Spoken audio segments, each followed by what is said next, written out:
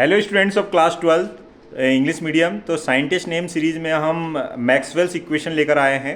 इससे पहले बहुत सारे स्टेटमेंट हमने लिख दिए। मैक्सवेल्स इक्वेशंस क्या है? एक इलेक्ट्रिसिटी और मैग्नेटिज्म से रिलेटेड 4 इक्वेशंस हैं, जैसा कि आप देख रहे हैं। पहली इक्वेशन क्या है, दूसरी क्या है, तीसरी क्या है और चौथी क्या है। वैसे हम फर्स्ट इक्वेशन को हम पढ़ते हैं फर्स्ट चैप्टर में, जिसको गॉसेस लॉ इन इलेक्ट्रोस्टैटिक्स कहते हैं, जिसमें हम लिखते हैं surface integration of electric field, और ई यहाँ पर इलेक्ट्रिक फील्ड इंटेंसिटी है, डॉट है, और ds एरिया वेक्टर है। Q enclosed upon epsilon not है, और एप्सिलॉन नॉट क्या है? Electrical permittivity for free space, जिसकी वैल्यू आप चैप्टर फर्स्ट में पढ़ेंगे। यहाँ पर सिर्फ हम मोटे मोटे तौर पर सिर्फ इक्वेशंस को समझते हैं। Then Gauss's law of magnetism में भी पढ़ेंगे, मैग्नेटोस्टैटिक्स में पढ़ेंगे, और इसमें जो टोटल मैग्नेटिक फील्ड जो B डॉट ds होता है सरफेस इंटीग्रेशन, उसकी वैल्यू होती है 0। यहाँ Q enclosed upon epsilon not होता है, यहाँ पर 0 होता है।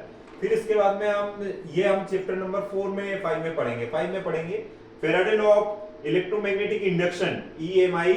ये होता है E dot dl is equal to, और इसी को बोलते हैं इंड्यूस्ड EMF। इंड्यूस्ड EMF को E बोलते हैं minus d phi b upon dt, और phi b यहाँ पर क्या है? मैग्नेटिक फ्लक्स है।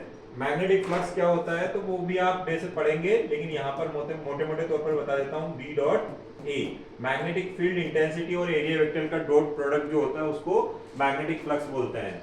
और लास्ट वाला अगर हम देखेंगे, जो हमने ampere circuital law chapter number 4 में जो पढ़ते हैं, या साइंटिस्ट नेम वाली सीरीज के जो प्रिंसिपल है लॉ है, उसमें हमने बताया था एम्पियर सर्किटल लॉ। वो क्या था? B dot dl is equal to mu naught times I था, लेकिन यहाँ पर I के अलावा एक करंट और आ गया है, और उस करंट को हम बोलते हैं डिस्प्लेसमेंट करंट। क्या कहेंगे बच्चों इसको? Displacement current. और डिस्प्लेसमेंट करंट और कंडक्शन करंट दोनों का सम होकर हमें मिलता है, ये नया लॉ बन जाता है। जो एम्पियर सर्किटल लॉ था वो बन जाता है एम्पियर मैक्सवेल। इसको अगर अच्छे से लिखें तो ये हो जाएगा एम्पियर मैक्सवेल्स लॉ।